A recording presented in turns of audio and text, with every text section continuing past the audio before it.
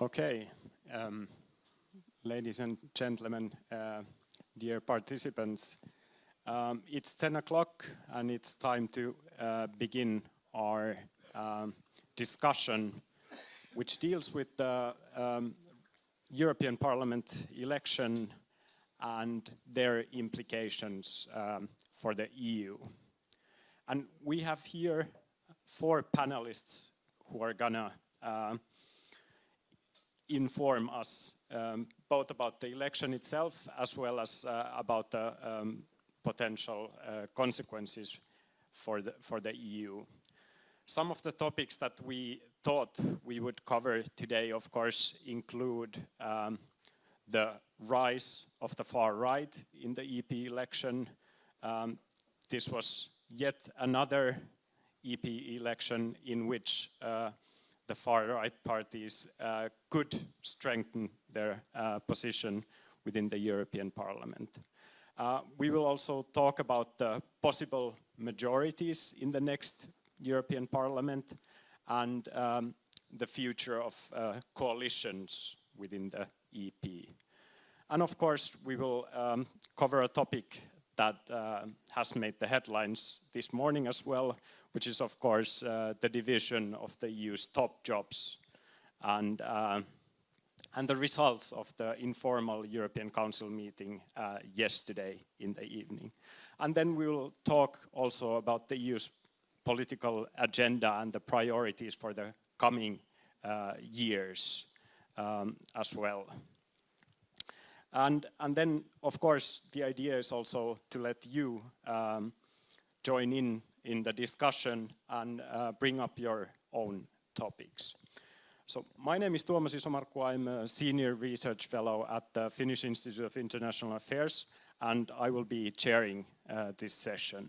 And together with me on the panel today are Jarmo Oikarinen on the right, head of the European Parliament office here in Helsinki.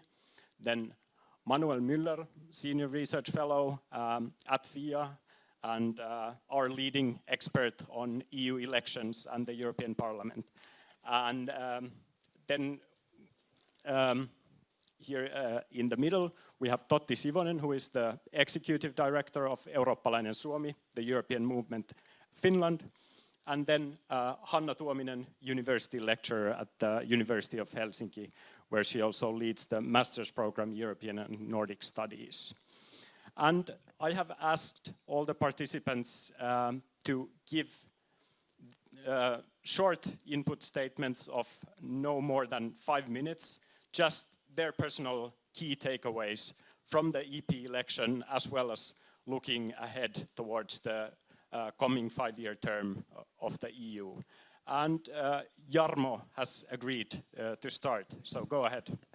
Thank you, Tuomas. And first of all, on behalf of the Parliament's liaison office here in Helsinki, I'm just very happy that we are able to organize this together with the Finnish Institute of International Affairs. This is always nice to work with the FIA, and this is a very opportune time to discuss the outcome of the elections. And I'm very happy to be part of this distinguished panel. Obviously, as someone who is working for the Parliament's Secretariat, I will have to make the usual disclaimer that we won't be talking with the political voice, but more with the institutional voice. But hopefully, I can maybe add to the discussion a few points about how things are going.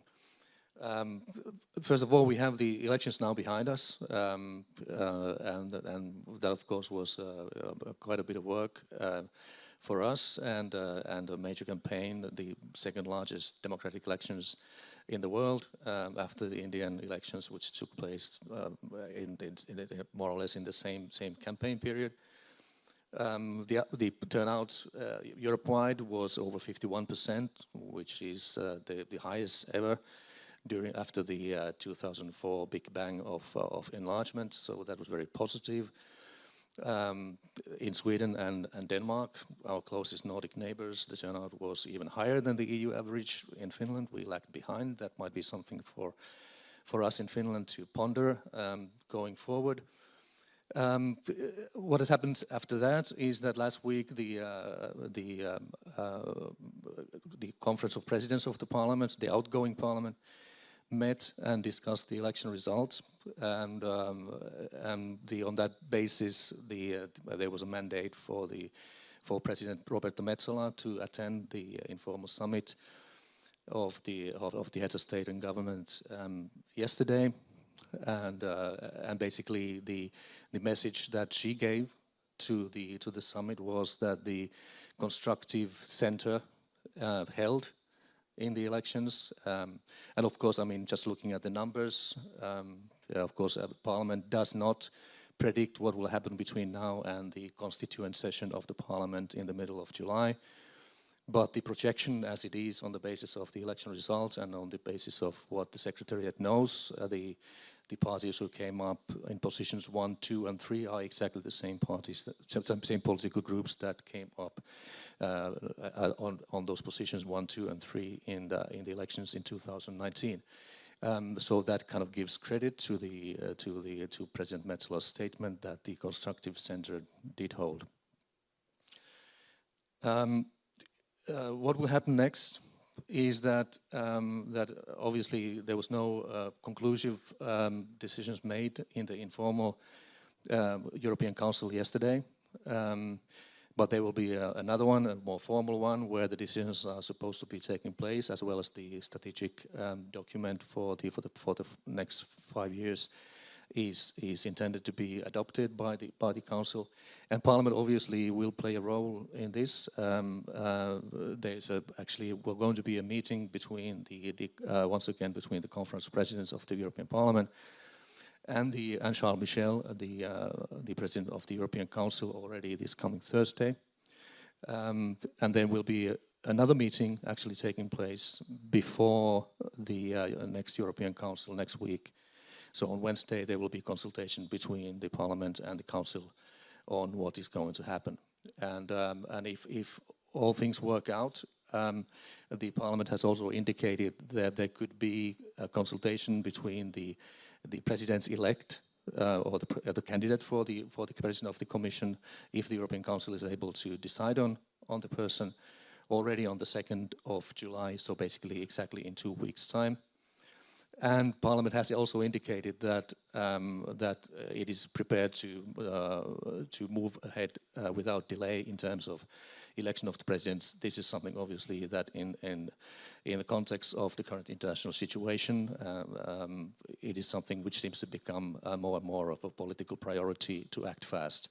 So we will have to wait and see, and what that action without delay will actually then mean, whether it will already mean action in July, after the constituent session has started in Strasbourg on the 16th of July. But this is basically where we are at the moment, and we're waiting for things to happen.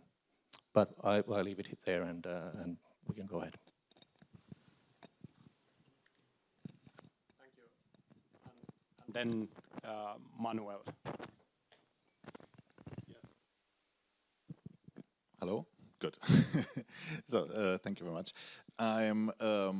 Maybe my main takeaway from these elections was that quite interestingly, the political groups in the European Parliament, which normally are not very present in the public discourse and in the media, were more present, at least this time, already before the election, because there was more talk than usual about possible majorities in the Parliament after the election, and who would come first and so on. So I think this was kind of a positive development, that there was a bit more discussion about the actual political groups at the European level and not only on the national political parties. Of course, this interest in possible majorities in the European Parliament had a clear reason, which was the surge of the far right and the worries that existed, that how strong the far right would get in the European Parliament. I think this is partly where this interest came from. In the end, of course, the far right gained in numbers of seats, not for the first time. This is a development that already started in 2009, so basically with the Euro crisis. And since then, in every European elections, the parties to the right of the European People's Party have increased their number of seats. But of course, this time, even though these gains of the far right were not as strong as predicted based on the opinion polls before the elections, it is remarkable that the far right has reached an historical record high in the European Parliament, so never before far right parties have been that strong.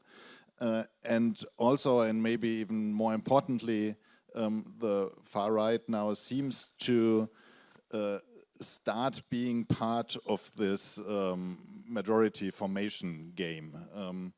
So looking at the results of the European Parliament elections, we can see that, of course, the constructive center, as Jarmo has called it, did hold.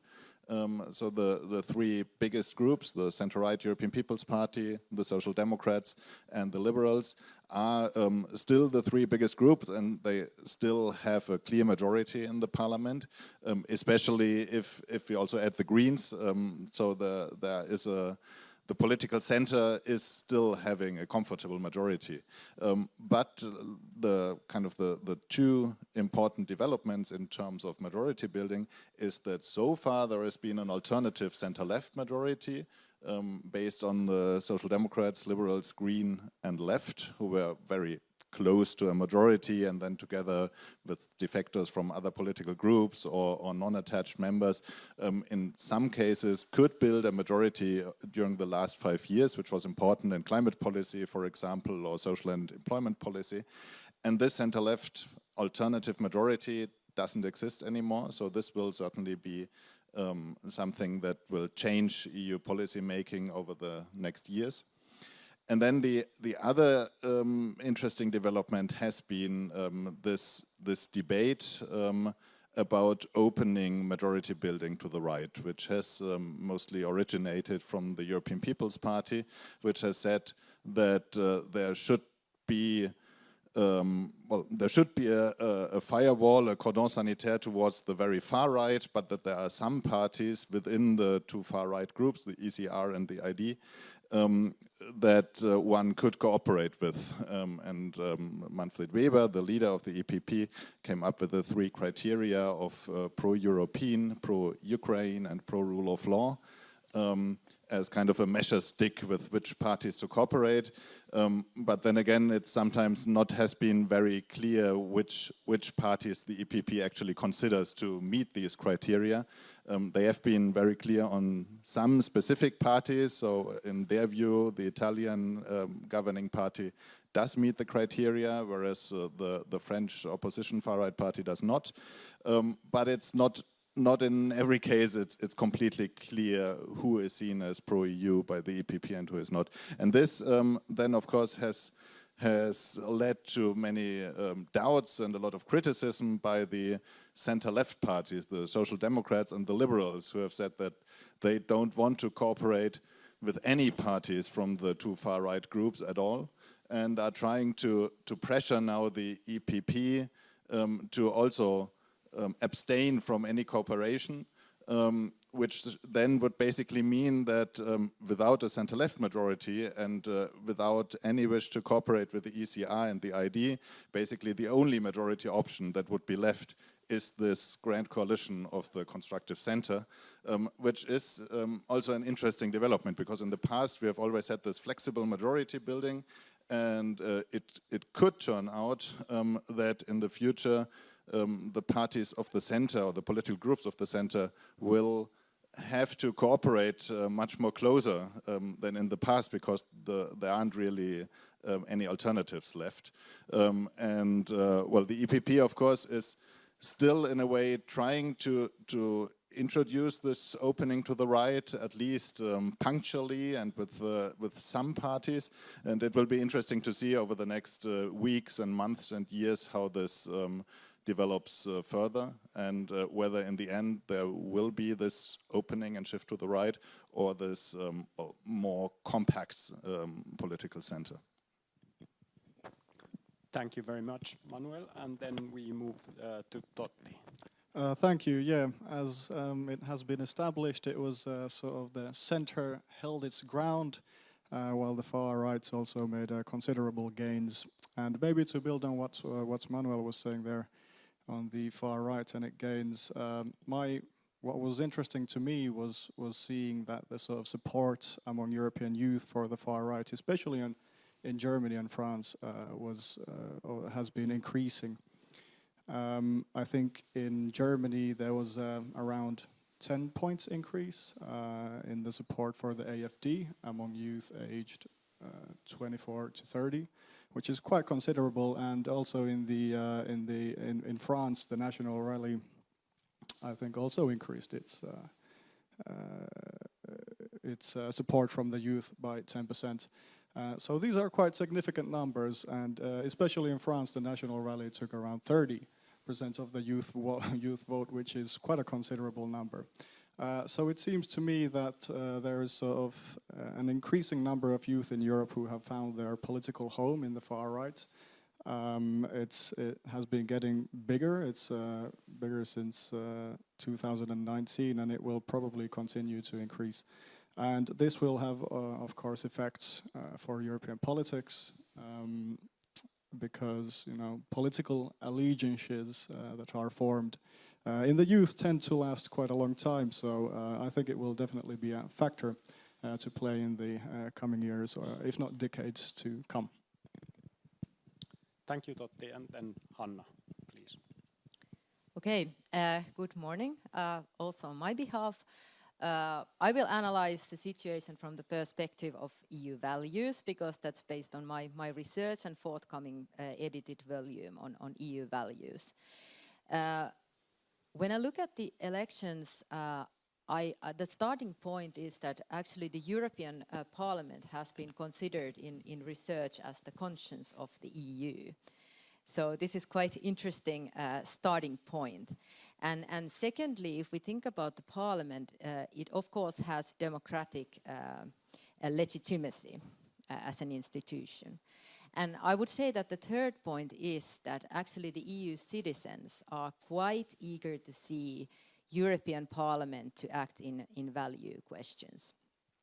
So this would be my kind of starting point. But what does it mean that the Parliament is the conscience of the EU? I would say that it first overlooks that the EU values are respected and answers to breaches of common values through its resolutions and all that kind of statements and important actions. And secondly, it pushes other EU institutions to act if we see cases of violations. So if we think about the elections and the results of these elections, we can see that the moderate liberal center is shrinking, and then we can see more conservative, nationally oriented forces growing. And also Totti was speaking about the young people in Europe. We can see overall polarization also between young male and female voters, which is quite interesting. At least in Finland, we have seen a lot of results from this. So what does this polarization in value questions mean? We can take several examples, for example, gender equality questions, where the European Parliament actions have been quite strong. Overall, more general equality questions, what kind of policies we will see if the coalitions are formed between the different forces. We can also see from the Nordic perspective interesting results, because in the Nordic countries the green and leftist parties actually had a defensive victory, and then we have the bigger EU states like Germany and France where we really see the support for the far right growing. So in that sense we can also see some kind of regional polarization in value questions. And of course, I have studied a lot of human rights, fundamental rights questions, so we can see also how these party positions on, for example, asylum and migration questions are getting more and more harsh, and how also the center parties are adopting more harsher positions on asylum seekers and how their fundamental rights are respected, despite the new package that was developed during the last term. And finally, well, I would have like several value questions here, but the rule of law questions were quite important during the last parliament term. So I think there are serious concerns that we hear when the more extreme forces are taking place nationally, but also in the European Parliament. So what happens with the media freedom and all that kind of stuff, and what kind of coalitions we will see here, and how these forces are getting stronger also in the parliament. Thank you. Thank you very much. Lots of interesting topics that we could pick up here. Maybe I would just like to start with the election itself, and would like to hear your assessment on what were the things that really shaped this election. Manuel mentioned that the political groups were this time around more visible than probably in any previous EP election. Hanna talked about values, and actually those two things are probably connected. The political groups were so present because there were these widespread worries that the far right would become stronger, and that would challenge some of the EU's core values. But from your perspective, what were some of the topics that really shaped this election? Can we talk about European-wide, EU-wide topics, or do you still see that there was a lot of variety in the different member states? And then perhaps also the turnout question that Jarmo brought up. It was slightly higher than the last time, but also not substantially, even though there were expectations that this time around the voters would actually be more active. So just any one of you, your thoughts on these questions?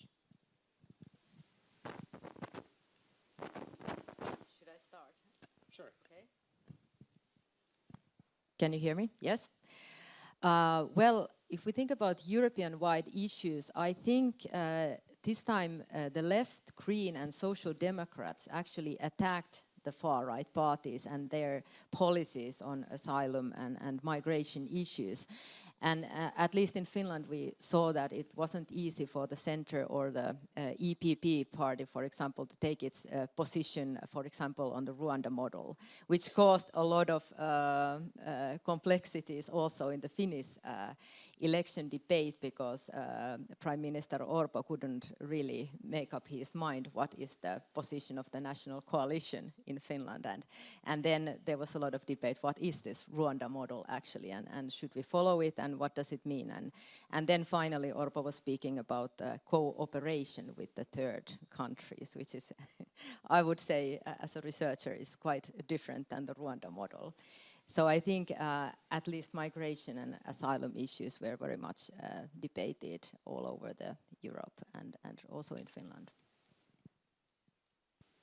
Yeah, if I could just add quickly to the migration, I think it's a bit odd that migration was such a big deal in the EU elections, just because the numbers of migration have, if compared to the high years of 2015, they're really not that high anymore. But still, it's the number one sort of worry in the minds of many Europeans. So I think this is an interesting thing. I would also agree that migration was, of course, a big issue in many countries. There were other shared issues too, like the discussion about climate change and the relation between climate protection on the one hand and agricultural interests on the other hand. In Finland, this was more about forestry interests, but it was basically the same debate, whether the Green Deal did go too far, or whether climate protection was still important and had to progress even more because climate change is still a big problem. So I think this was an issue in many member states.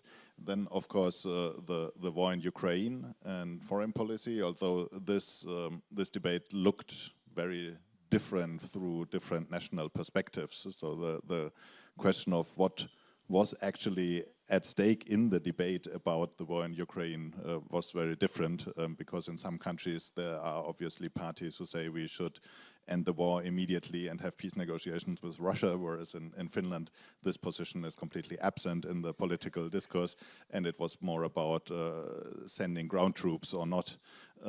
So I think this was an issue in many countries, but it looked quite different from between countries. More generally, I would say that we could see over the last years kind of a polarization on value issues, which I usually describe as an opposition of more inclusivist and more exclusivist policies. Inclusivist meaning that there are some parties that are arguing that we should make policy for bigger groups of people. We should, for example, have transnational solidarity in mind, not only think about the own national citizenship, but also on a European or on a global level about other people, to have future generations in mind in climate policy, to have a more inclusive gender policy and so on. And these positions are typically associated with the Greens, left liberals, sometimes the left, so in general are more located in the center left. Whereas on the other hand, there is the more exclusivist position focusing rather on the own citizenship, on people living now instead of future generations and so on, which is a pole that is occupied by increasingly by the far right. And in 2019, the last European Parliament election, we could see that parties on both sides of this polarization were winning in vote at the expense of the traditional center parties. Whereas, well, since then we have had two big crises, first the pandemic and then the cost of living crisis that followed from the war in Ukraine. And I think these two crises both hit ordinary people, citizens in Europe quite hard, and made a lot of people suffer personally because things just became more difficult, and maybe were one of the reasons why this more inclusivist perspective, saying that, well, we don't think just about us, but also about the rest of the world and the future generation and so on, was not that convincing this time as the opposite position saying that, well, no, we should care more about ourselves.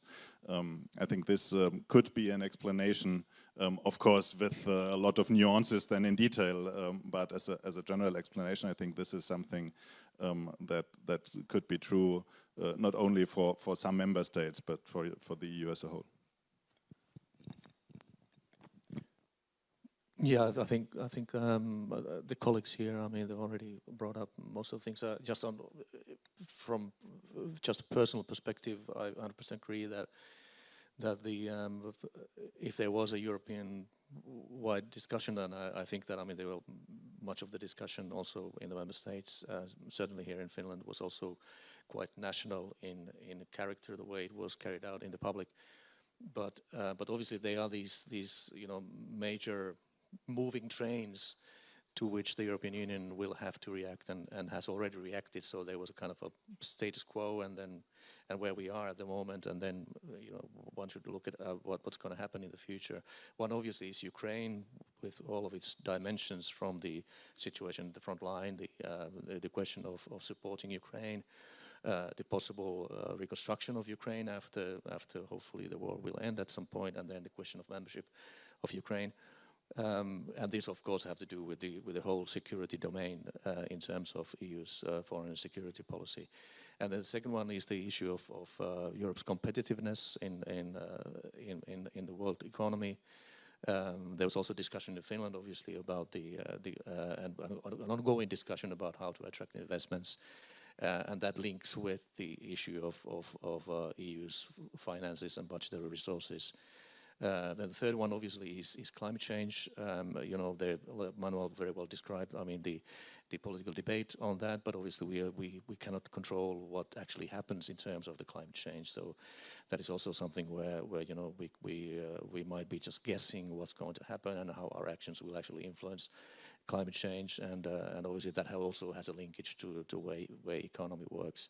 And then the fourth one, maybe, I mean, the issue of migration, and also linked with aging of the European population. We have millions of Europeans leaving the labor market because of retirement in the coming decades. So I think these are maybe the big, like, whether one could talk about them as megatrends, but major issues which certainly define the debate. But obviously there were a lot of different things in different member states, and the way these things were considered urgent, I mean, were different from one country to another. Thank you very much. Then after now having discussed quite extensively the election itself, I would like to move on to talk about what's in store for us during the next 5 years. Maybe we'll start with the composition of the new European Parliament and what that then means in practice.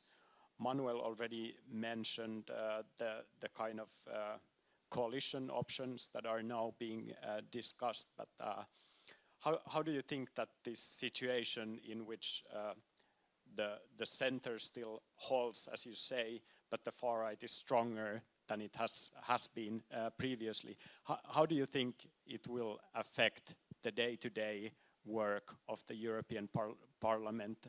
How will it affect working in the committees? How will it affect working on some of the EU's key portfolios? Any insights on these?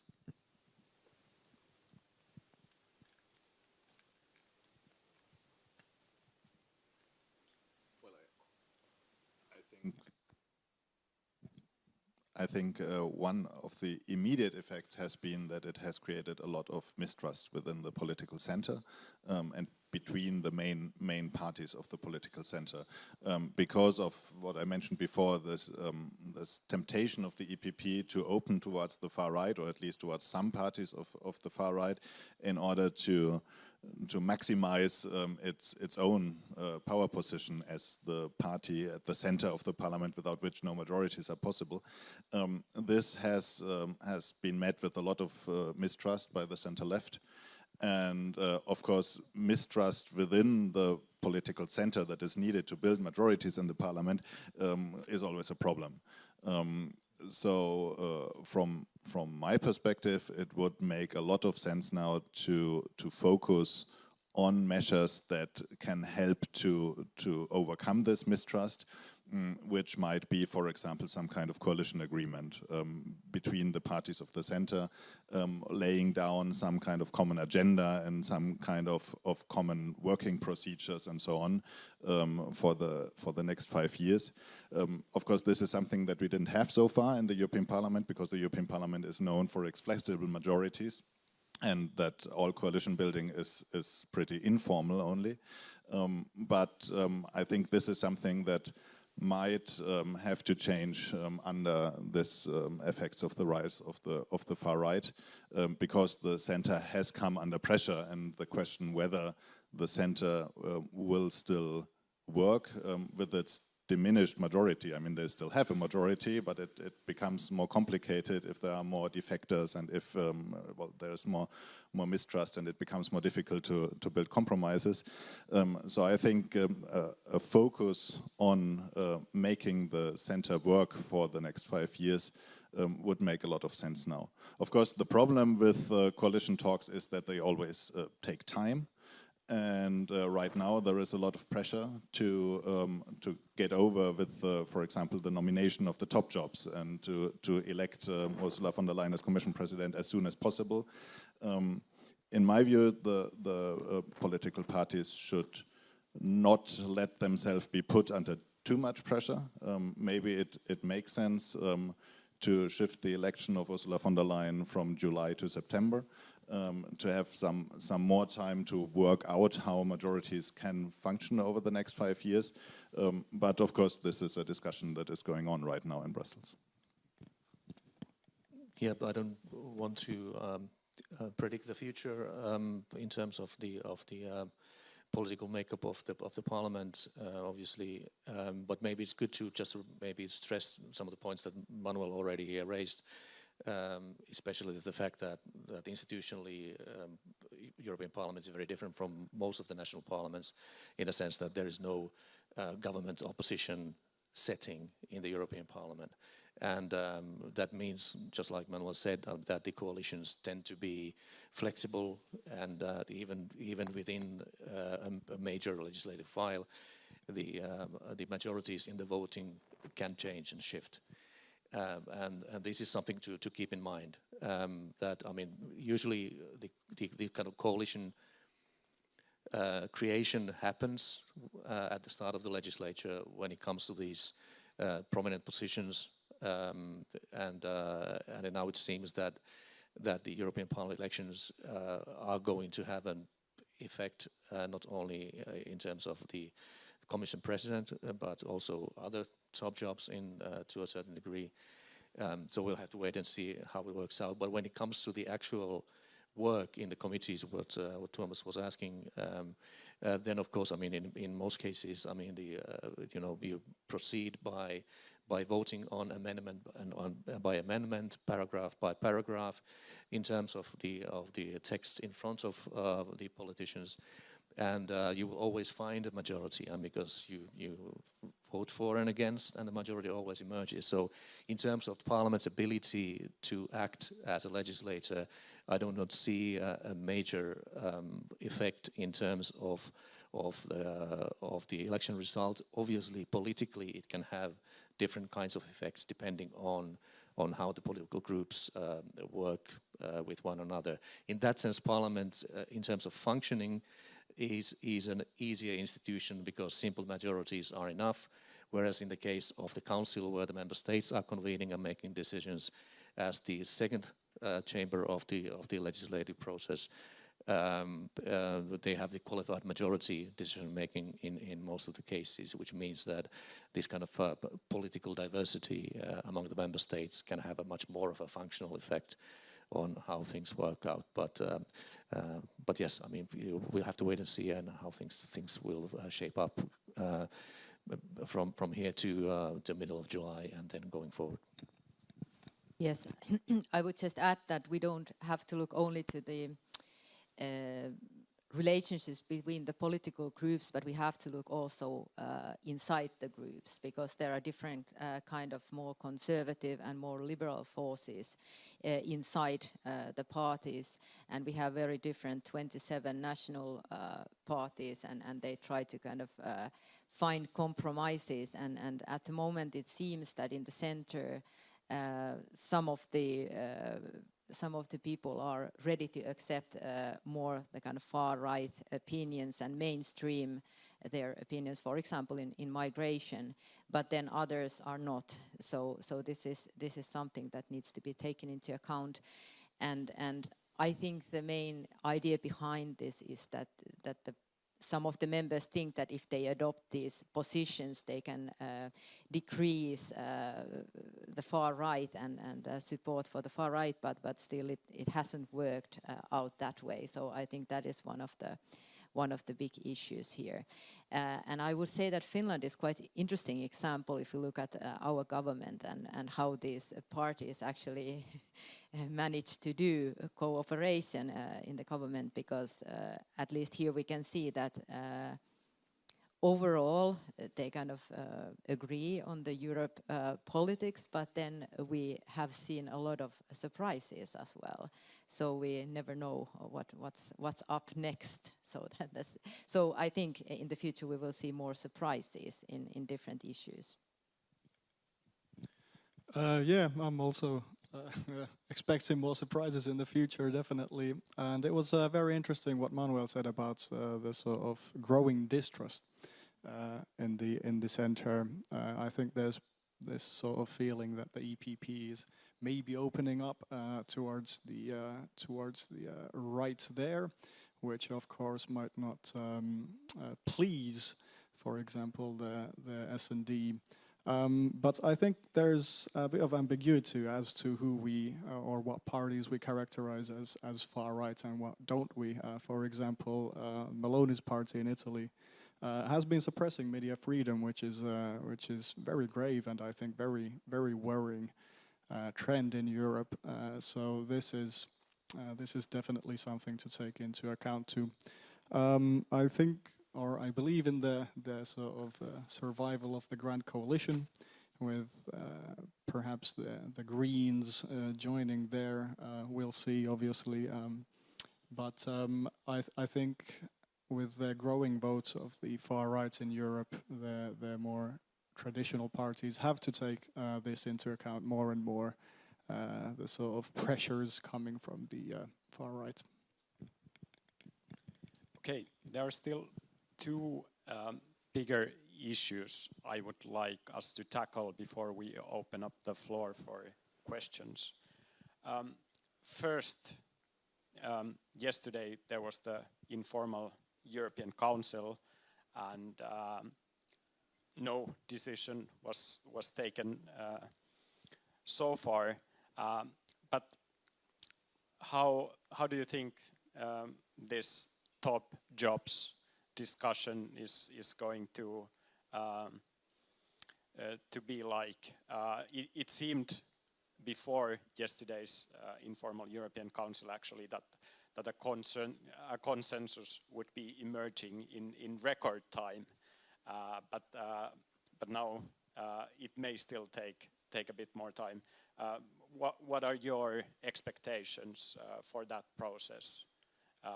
Are there any surprises there in store for us?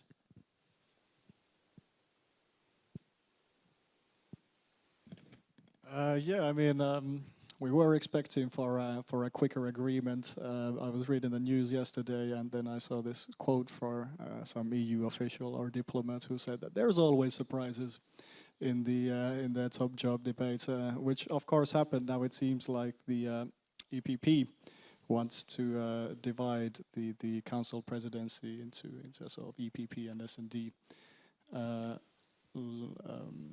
leaded terms. Hard to say what will happen. I think there's a lot of pressure to sort of quickly have an agreement on the matter for Europe to be sort of fully functional. So I'm hoping for the agreement to be coming soon. Yes, I would also not be too worried at this stage. I've read the comment somewhere that these are head of states and government. They are not going to just rubber stamp anything, but they need to discuss everything and come up with something in order to feel important. It feels to me from what has happened yesterday that the EPP is trying to play its hand very strongly. Of course, they have won the election, and they are now the strongest party in all EU institutions. So Parliament, Council, and the upcoming Commission will probably also be dominated by the EPP. So of course they are asking for a bit more. On the other hand, the EPP will need cooperation with the Social Democrats. And yesterday they basically asked for positions that the Social Democrats expected to get for themselves. So it will probably not play out this way, that the Social Democrats are just saying, well, okay, you can have the European Council presidency in the second half of the legislative term. But there will be some negotiations. In the end, I think what matters is that there is now a set of names that sounds very plausible to everybody, and there are basically no alternative names. So it's not like there is some sort of contest between different possible candidates for the positions, but basically it's the same set of names that is talked about again and again, and the discussions are more about the details. And I think this is a good sign that the European Council will then actually come to an agreement when they meet again in 10 days' time. And then the ball is in the European Parliament's court, and there, as I said before, I think it could make sense, again, not to just rubber stamp things, but to take some time for some kind of coalition talks between the political groups of the center. But there too, I wouldn't expect any big surprises in the end. So the most probable development at this point is that the European Council will finally propose Ursula von der Leyen as Commission President, and the Parliament will in the end elect her. But it's, well, the nomination of the top jobs is always the best moment to also negotiate all other kinds of compromises. And of course, both the European Council and the European Parliament will take their time, and in the end they will come to an agreement. Yes, and I would like to add that again, there are some like political interests and balance, but then again we need to think about also the regional concerns and regional balance in the top jobs. And then if I would add a third point is that again the gender balance is quite interesting again in the potential nominations and names that we see. And then finally, I would say that we have to look at the interinstitutional relations. So there is also the NATO-EU relations and the top jobs at the same time. So it's always a kind of play who gets what in the end, and how the regional interest, but also the political interest of the different parties are represented. So this is kind of difficult to negotiate in the end. In terms of the timetable, maybe one way to contextualize what's happening now is to look at what happened in 2019. The elections then took place in the last week of May, basically 2 weeks before the date this year. And 2019, the European Council decided on its candidate to lead the Commission at the end of June. And so basically, if the informal European Council would have made the decision already this week, it would have been super fast compared to what happened in 2019. So in that sense, we are on course, and like I said, I mean, before already, European Parliament's Conference of Presidents of Political Groups have already met. They have agreement that the outcome of the elections is that the EPP is in the pole position. They also reiterated their support to the lead candidate process. And this obviously already gives a particular context from the point of view of the European Parliament as an institution. As I said, there will be a meeting between the leaders of the political groups and European Council's President Charles Michel on Thursday and again next week. And the first possible date for formal consultation between the proposed candidate to lead the Commission and the European Parliament's political groups is already on the 2nd of July. And we'll have to wait to see, how things will evolve. The other thing, fully agree with Hanna that, obviously there are different considerations in the play in terms of gender balance and also geographical balance. But it's also quite interesting to look at the way the political balance will play out even more widely in not just regarding the Commission President, but more widely in terms of how the top jobs are shaped. Because you have to remember that in 2019, not only the Commission President became EPP, the High Representative came from the S&D, and the European Council went to Renew. So the three top political groups in the Parliament were represented also in these political top jobs. And also when you look at the current Commission, Mrs. von der Leyen obviously comes from the EPP, Mr. Timmermans came from the S&D, and Mrs. Vestager came from the Renew. So not just the Commission President, but also the number 2 and number 3 in the Commission were in line with the results of the Parliament election in 2019. So this might be something to keep in mind when we're looking at how things will unfold in the coming weeks. Thank you. There's still one matter that I would like to take up before we let the audience ask questions, and that's of course the main political issues and priorities for the next 5 years, and how do you see this election result as impacting those? To what extent do you think that the EP elections have shaped or will shape the EU's upcoming agenda? Let's have a short round of comments and then open up for questions from the audience.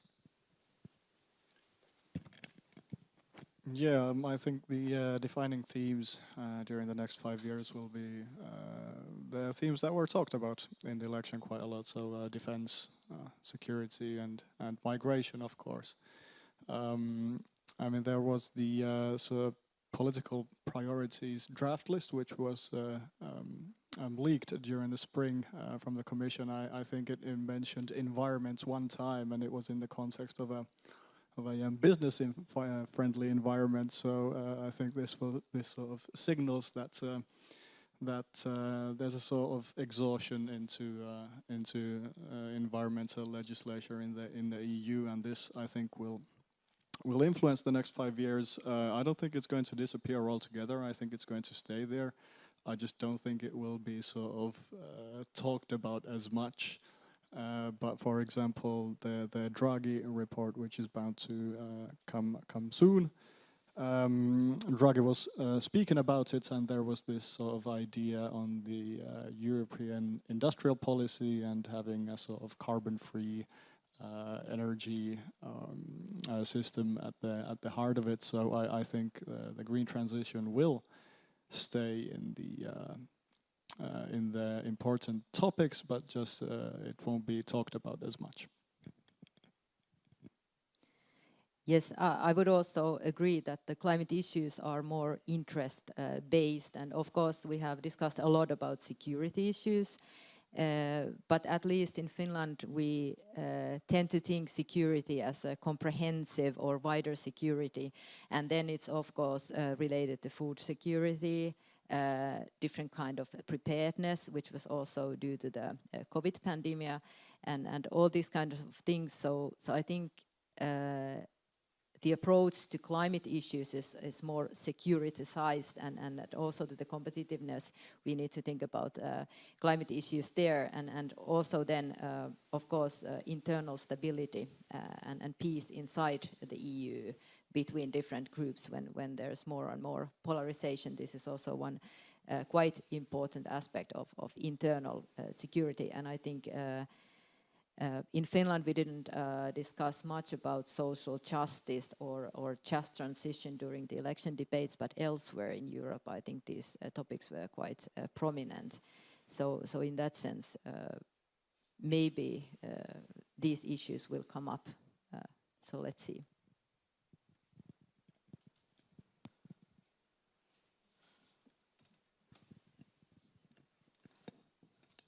Well, I agree with all the things that you have mentioned. I think that these will actually be the ones that will be very big on the agenda for the next years. I would just add one more point, which is the issue of enlargement and reform, because of course the EU has basically promised the candidate countries in the East that once they are ready and fulfill the Copenhagen criteria for accession, the EU is going to be ready too. And that means that the EU has to reform internally, and of course there is a big debate going on as to how far these internal reforms have to go. And I think this is a debate that, because of course reform is so cumbersome and always requires unanimity, and then you have to think a lot about how you can build compromises that enable this unanimity, or whether it will be some kind of differentiated reform and so on. So it's a very complicated issue. So if the EU wants to be ready for enlargement by the end of the decade, the discussion basically has to start right now. And of course, the European Parliament election as such, I think, does not fundamentally change this debate, because what we said several times, the center did hold, and the political parties of the center are the ones that are basically working together on these issues. but in a broader sense, I mean, the gains of the far right in this European Parliament elections are only representing a general trend that we have seen also in national elections, and especially in the formation of national governments. There are more and more national governments at the European level with far-right parties participating, and this also implies national populist and Eurosceptic parties participating in government in ever more countries, which of course makes debate about reform all the more complicated. So I think this will be an important issue, which is why it will be there, but it will also be a very thorny issue, which may be why the political actors will not be very happy to deal with it, because it will require a lot of work to have any progress in this context. Yeah, well, I mean, the outgoing European Parliament has been very strong on supporting Ukraine also in this path to membership, also with the other candidate countries' path to membership. Has also been very forthright in terms of looking forward and toward a possible change in the basic treaties. This is quite clear also in during the past legislature's proceedings. However, one has to, of course, remember that while the European Parliament is an important player in terms of creating the European political reality, the decisions on the revision of the basic treaties are in the hands of the member states, and they are clearly in the driving seat when it comes to the possibility of a real reform in this sense. Otherwise, I would just simply recommend everybody to read the statement of President Roberta Metsola in the informal council yesterday in terms of the themes. I mean, many of them also mentioned here by the colleagues in the panel. Thank you. And now is the moment for your questions. So please, if you have questions, we'll take perhaps 3 or 4 questions, and since we have still around half an hour time, I think we can take a couple of rounds of questions. But I see at least 2 hands there.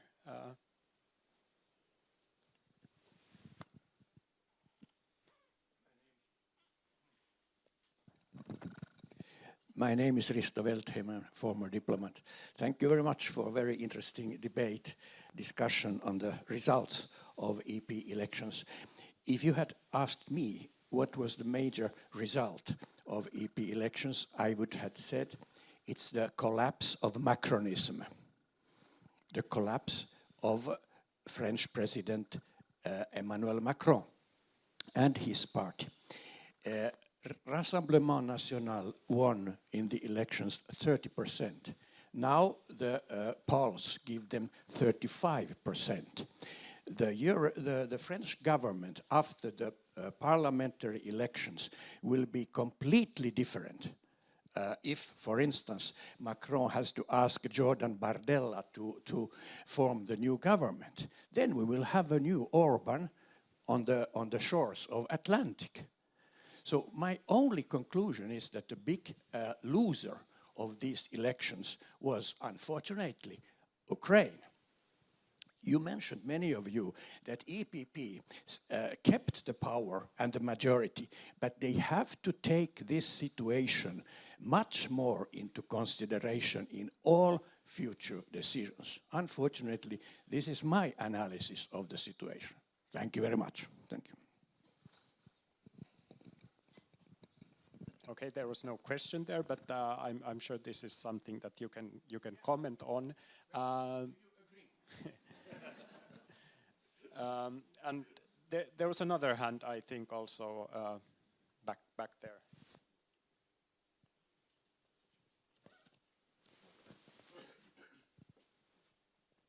Thank you.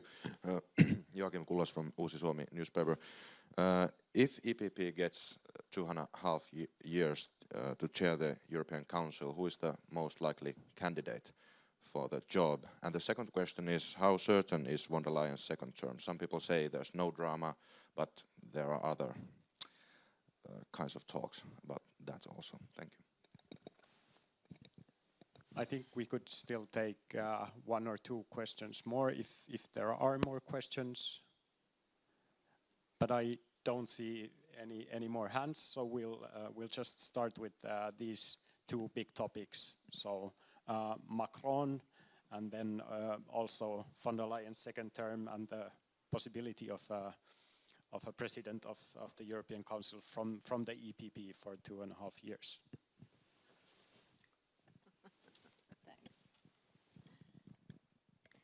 Okay, yeah, well, the collapse of Macronism, I would say that Macron represents a visionarist European position, and that's actually the main loser here. So I think the status quo is maybe continuing, and instead we see a lot of other kind of forces, but then of course we have to think about the national rally and how it succeeds to influence inside the European Parliament in the ID group, or what kind of groups there will be, and that's the main question in Europe.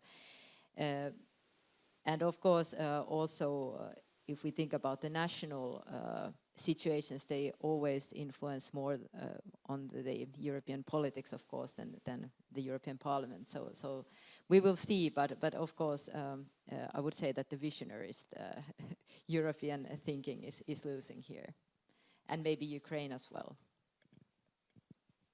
Yeah, I mean, Macron has had a pretty rough night on the election, and is going to have a rough few months ahead of the snap elections, especially as it seems as the French left is uniting. So this is digging dirt under Macron's feet. So it's bad news for him, and also, as Anna said, pretty terrible news for the sort of visionary idea of Europe. As for the candidate of the EPP. I don't really know. I read somewhere that could be the Croatian PM, but I cannot remember his name right now.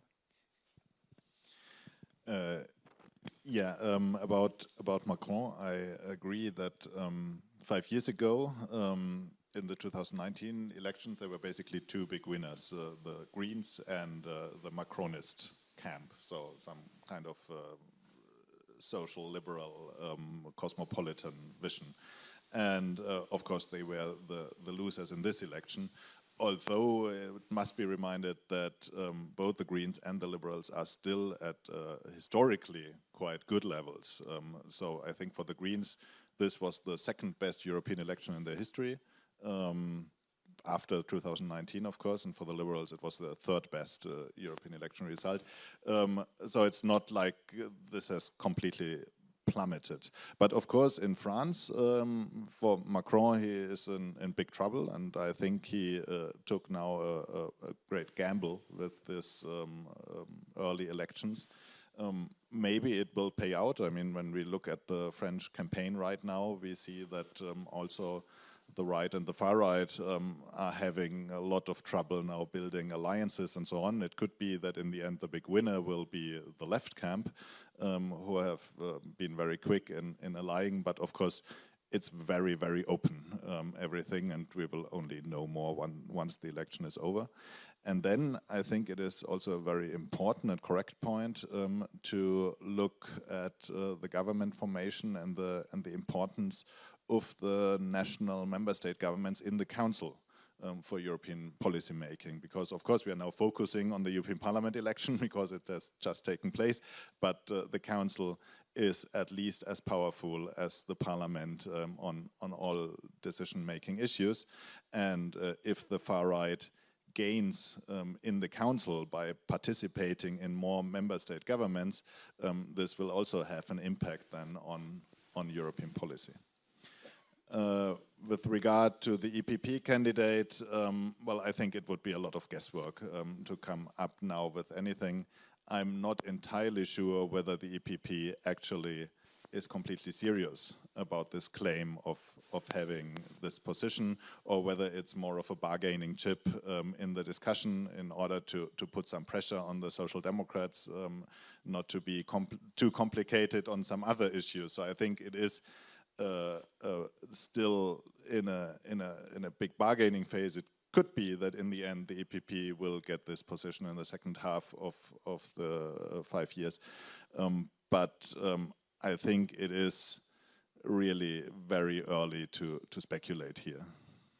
And then we still have had also von der Leyen's re-election chances. Oh yes, in this context, I think that her chances are actually quite good, mainly because of the lack of an alternative. There, of course, there has been some talk about Mario Draghi before the election, and one could always come up with some surprise candidate, the way that Ursula von der Leyen herself was a surprise candidate 5 years ago. But on the other hand, the EPP wants this position. She has been the EPP lead candidate in the election. The other political group in the parliament are in principle also in favor of the lead candidate procedure. So I think on the side of the parliament there are good reasons not to block her. And on the side of the European Council, well, most member states have worked quite well with her over the last 5 years. So there are a few, mostly Viktor Orban, who is complaining, but this is not probably not where, you know, Viktor Orban is not the one who is going to convince all the others that they should follow his lead.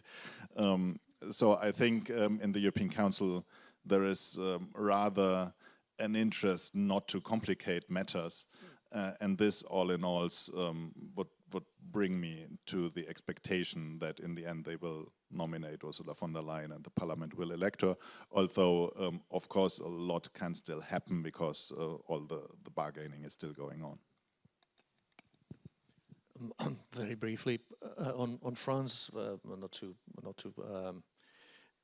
in any way go against what the colleagues have said here before, but it's also good to remember that the French political system is a presidential system, which gives the president very, very strong authority, including the possibility of calling the snap legislative elections. But these are legislative elections, not presidential elections.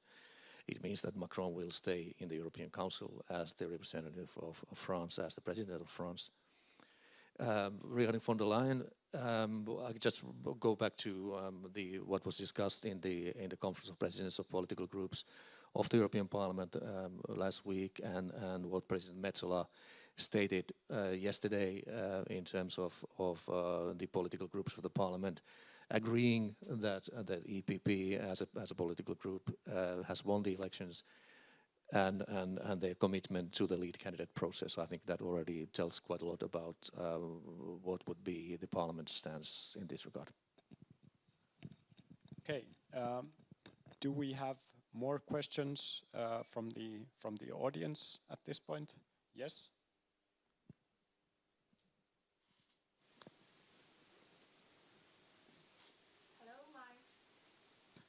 Hello.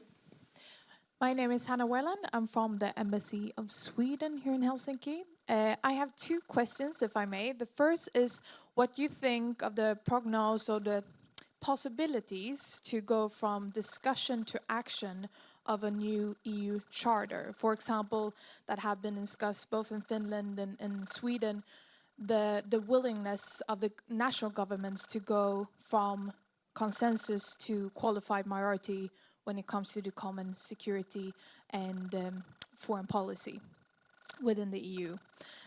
So that is the first question. And the other question is relating to some issues that have been prioritized on the Finnish side when it comes to both defense security, but also comprehensive security and civil preparedness, as the Finnish government has launched the initiative for a preparedness union within the EU. What do you think about the coming 5 years when it comes to these issues, a more comprehensive view of security, and will the member state be able to agree on this issue and work on a more on an EU level and not only when it comes to national competence, including economic security and issues on strategic dependencies, for example? Thank you.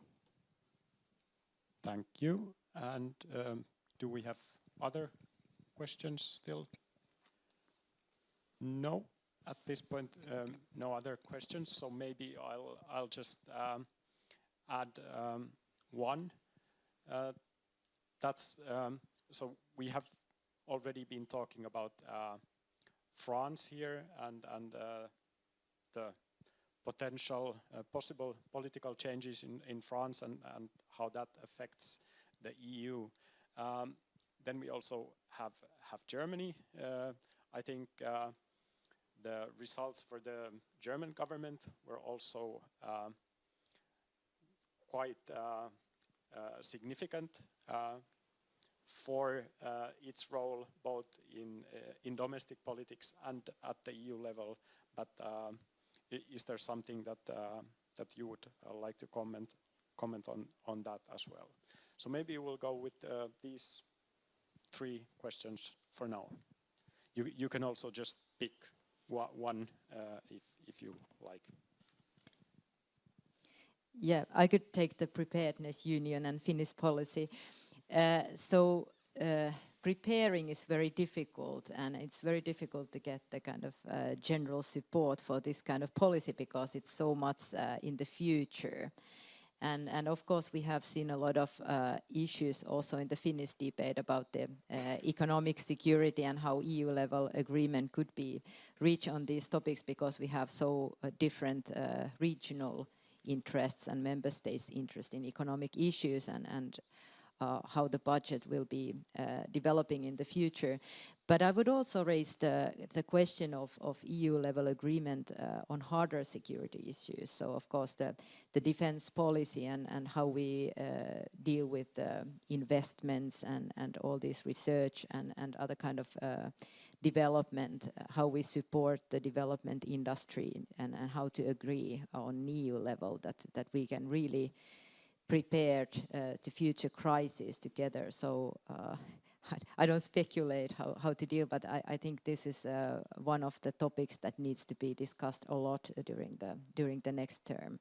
So I think this is a very good agenda for Finland to try to discuss about the preparedness, because we do have a lot of background and experience of this, and of course all the questions as I said, concerning comprehensive security are very important also internally, if we think about the internal security and polarization within the EU and different national member states' societies. So in that sense, very important theme.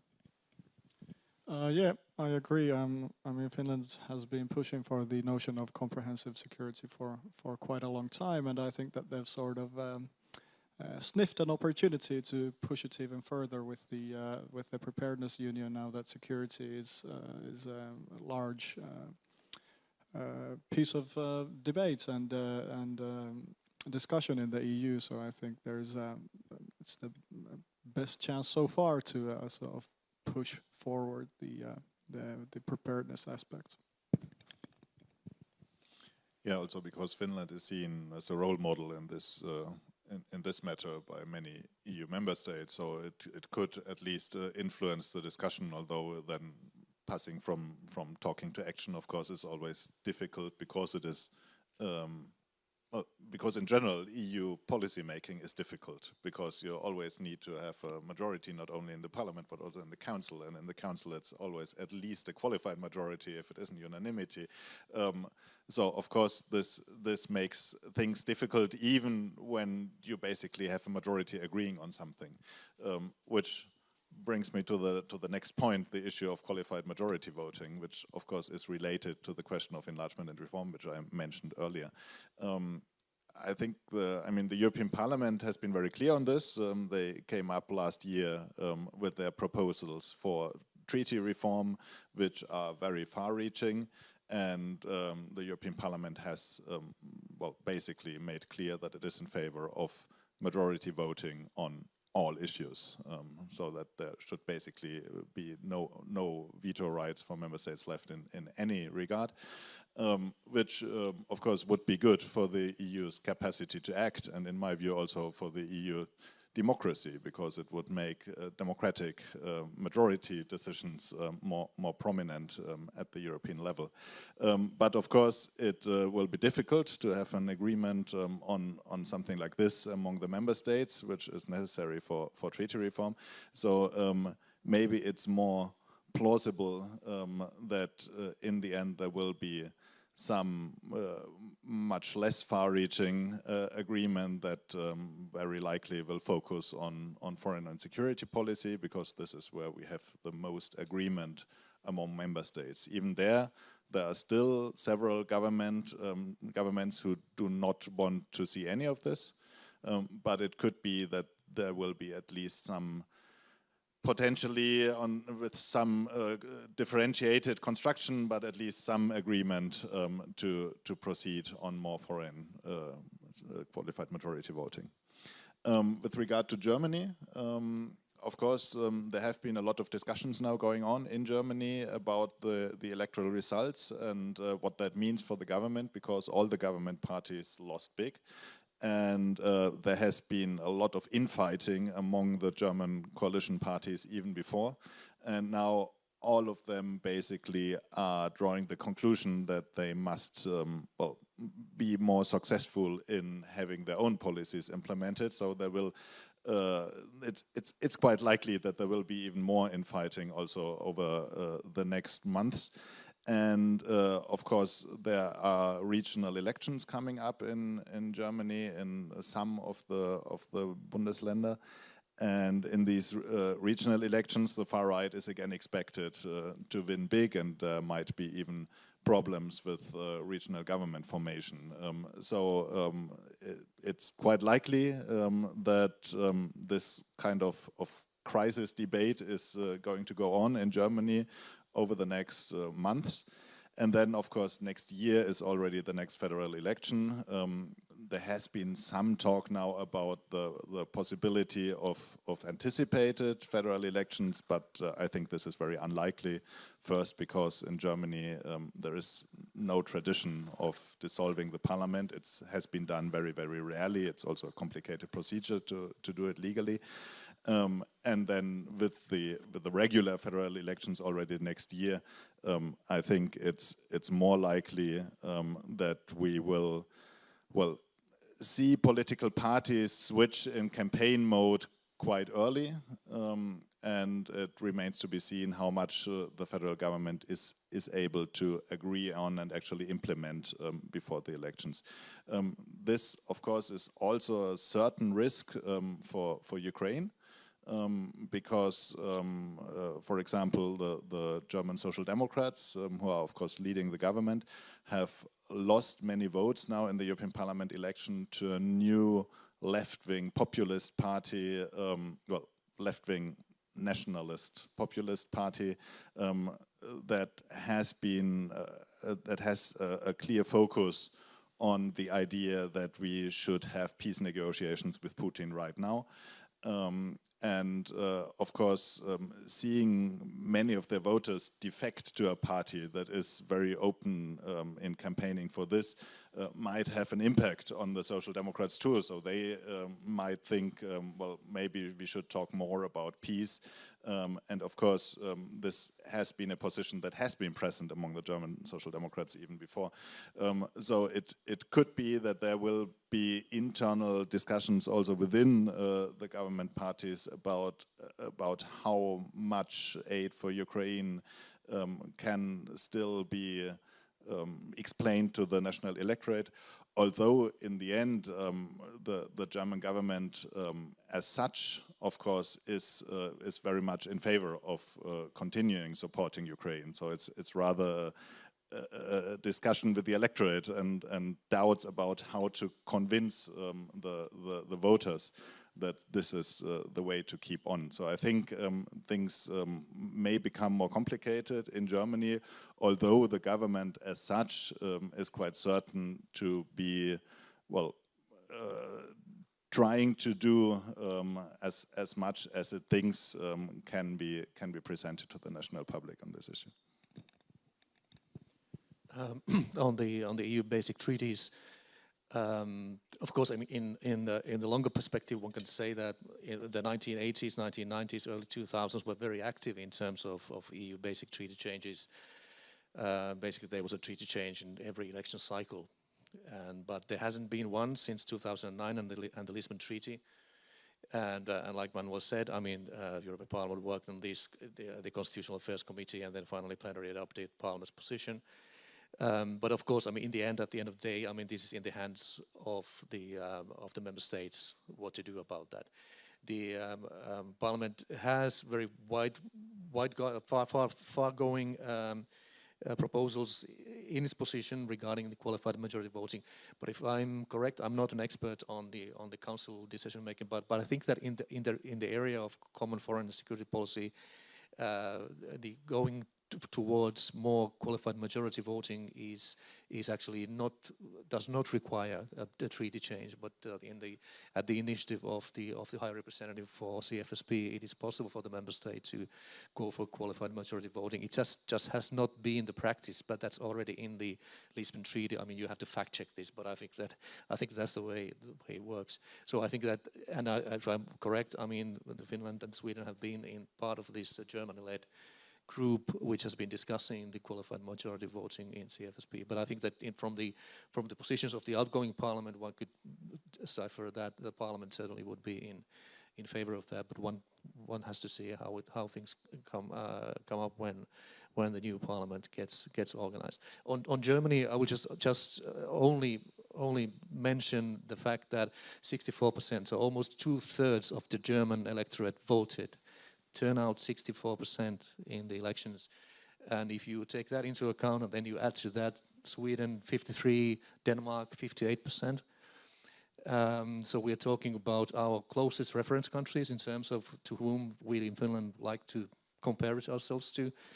And if you then put the Finland's 40.4% overall, 42.4% for those residents in Finland, we are way back compared to not only Sweden and Denmark, but especially compared to Germany. So that might really be a reason for the different actors in Finland to get together and see, I mean, what's going on here. Thank you. We still have 10 minutes, so it's time for the last questions. Any questions still from the audience? No? Then I'll take advantage of my position as chair and ask one last question, and that relates to what is ahead of us. So, of course, we enter here the realm of speculation, but when do you expect the next European Commission to start its work, and what are perhaps still the big and tricky issues that await us in the coming months? So, just a look at our immediate future. What do you see there?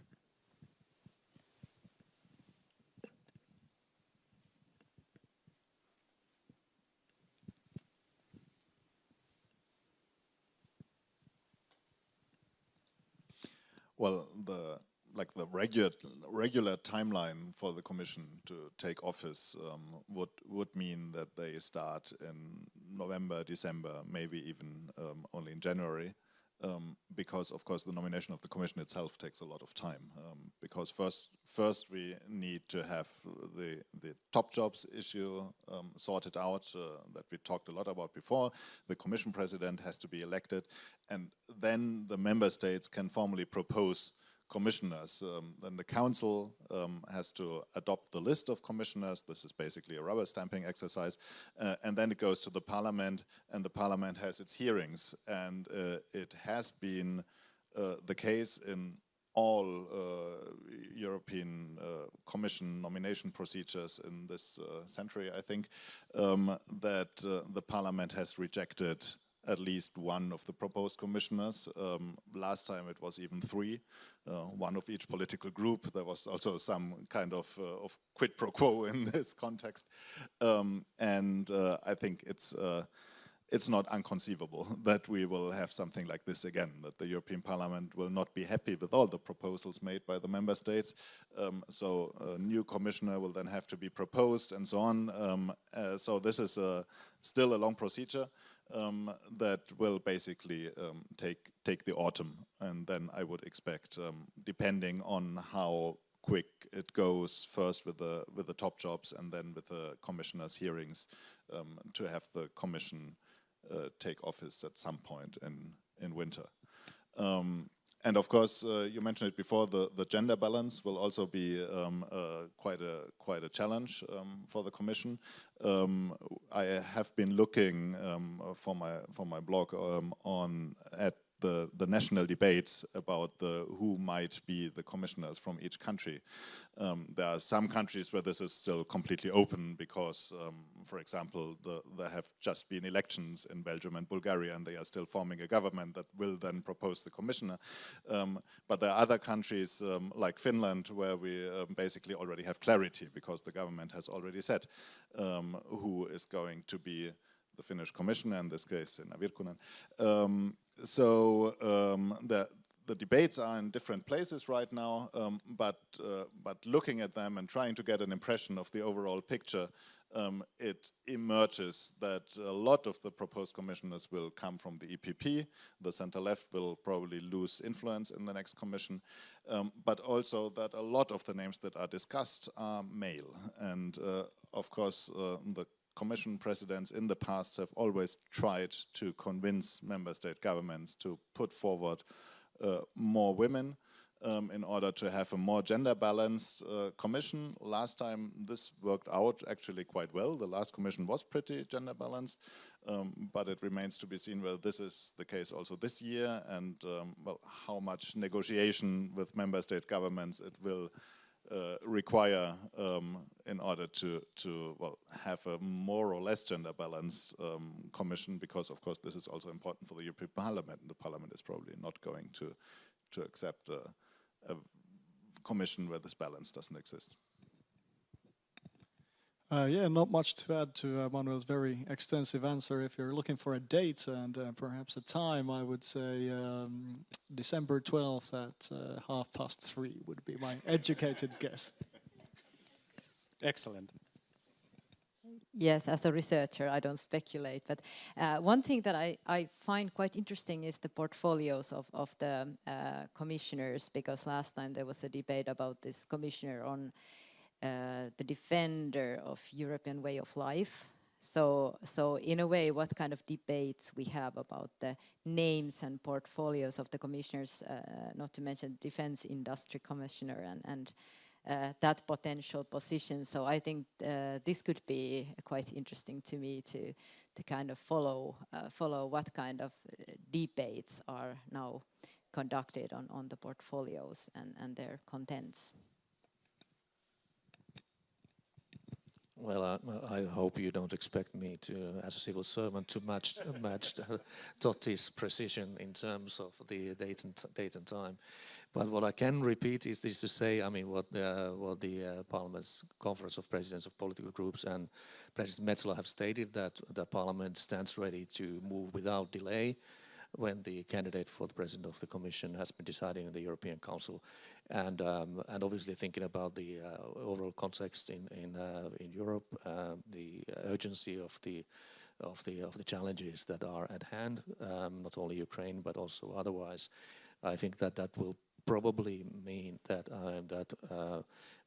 to try to match the schedule to what happened in 2019 is not out of the question, but of course everything depends, just like Manuel said, depends on the political process. This is a political process, and it starts now first in the European Council with the heads of state and government, and see how well they can make their minds up in terms of the top jobs, as well as with the strategic document for the next 5 years. And considering the makeup of the European Council, the heads of state and government, I mean, they are leaders if we just look at the top 6 largest member states, I mean, there are several political groups and affiliations represented there.